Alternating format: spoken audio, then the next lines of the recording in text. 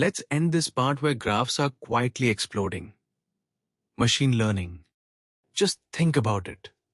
A social network is a graph.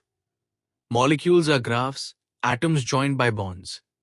Recommendations are a graph of users and items. The structure itself carries real meaning. Old machine learning would flatten all of that into a plain, flat table and just throw the connections away. Graph neural networks flatly refuse to do that. The core idea is called message passing.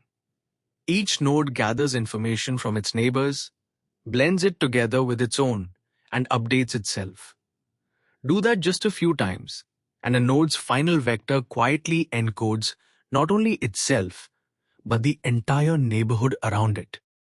That is how fraud detection spots a suspicious account by the company that it keeps. How a molecule's properties are predicted purely from its shape. How your recommendations learn from people who are similar to you.